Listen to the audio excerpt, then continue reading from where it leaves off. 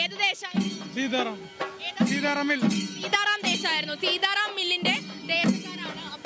അവർ എപ്പോ കിട്ടിയതാ മെയ്യെഴുത്ത്? ഇനിയിപ്പോ നേരെ പോയി കഴിക്കാൻ പോവാണ്. എങ്ങനെയാ അഴിക്കുന്നതിന്റെ ഒരു രീതിയൊക്കെ? മണ്ണെണ്ണ ടർപ്പണ വെച്ചിട്ട് ഉരച്ച് വർഷങ്ങളായി കെട്ടുന്നതാണോ? ആവേശം പക്ഷെ ചോർന്നിട്ടില്ല. ഇനിയിപ്പോ ഇതൊക്കെ അഴിച്ച് മാറി പഴയ രൂപത്തിലേക്ക് ആവാൻ എത്ര നേരം എടുക്കും? കുറച്ച് സമയം എടുക്കും. 1 മണിക്കൂർ. അപ്പൊ എപ്പോഴത്തേക്കാണ് ഇനിയിപ്പോ ഈ സമ്മാനദാനം ഒക്കെ ഉണ്ടാവുന്നത്? വിജയൊക്കെ എപ്പോഴത്തേക്ക് പ്രഖ്യാപിക്കും? 9:10 മണിയാവുമ്പോ ദേശം കപ്പെടുക്കും തോന്നുന്നുണ്ടോ? 17 കൊല്ലത്തിന് ശേഷമല്ലേ ഇപ്പൊ പാട്ടുരായ്ക്കൽ ദേശം ഇതിലേക്ക് സീതാറാം മില്ല കഴിഞ്ഞു വന്നതാണോ? കഴിഞ്ഞ പ്രാവശ്യം പ്രൈസ് സീതാറാം മില്ല കിട്ടി. ഓക്കെ നമുക്ക് ഒരു വിശിഷ്ടാതിഥി, അതായത് ബനേഷ് നമ്മളെ നേരത്തെ പരിചയപ്പെടുത്താൻ സീതാറാം മില്ലിന്റെ 2 പെൺപുലികളാണല്ലേ? അപ്പൊ എന്താ നേരത്തെ പരിചയപ്പെട്ടതാണ്? സൂപ്പർ. അനിഷ, നിമിഷ. എന്റെ പേരെന്താ? അനീഷ.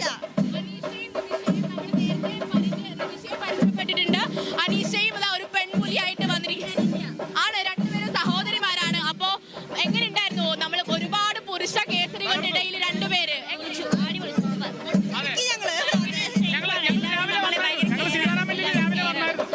ഇതൊക്കെ കഴുകിക്കളയിലൊക്കെ ഭയങ്കര ബുദ്ധിമുട്ടാണ്. ഇനി ചെന്നിട്ട് വേണം ഞങ്ങൾക്ക് കുറച്ച് പരിപാടികളൊക്കെ ഉണ്ട്. കഴിഞ്ഞ തവണത്തെക്കാളും ആവേശമല്ലായിരുന്നു ഇത്തവണ? അടുത്ത വർഷവും പെൺകുട്ടികൾ കൂടും. നമ്മള് നിമിഷം ഈ ഇതില്ലാതെ തന്നെ നമ്മൾ അവിടുന്ന് 2 ചുവട് വെപ്പിച്ചു. ഇത്തവണ ഈ ഒരു വേഷത്തോടു കൂടെ 2 ചുവട് വെക്കാം. അവസാനം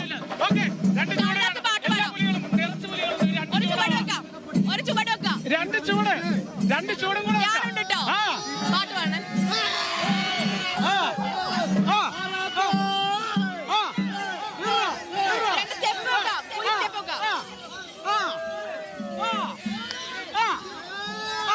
ഒരാർപ്പ് വിളിക്കാം.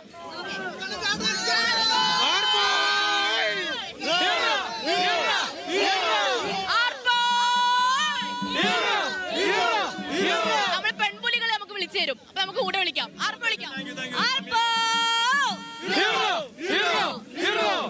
ബനേഷ്, നമുക്ക് ഈ പെൺപുലികളടക്കമുള്ള ഈ ഒരു സീതാറാം മിൽ ദേശമാണെങ്കിലും വിവിധ ദേശങ്ങളിൽ ഈ പെൺപുലികൾ എന്ന് പറയുന്നത് സെന്റർ ഓഫ് അട്രാക്ഷൻ ആയിരുന്നു. അവരുടെ ഒരു പ്രതികരണം, അവർ ഈ മെയ് അഴിച്ച് പോകുന്ന ഒരു സമയത്ത് ഈ സെന്റർ ഓഫ് അട്രാക്ഷൻ ആയി അവർക്ക് ഈ മെയ് അഴിക്കുന്ന അല്ലെങ്കിൽ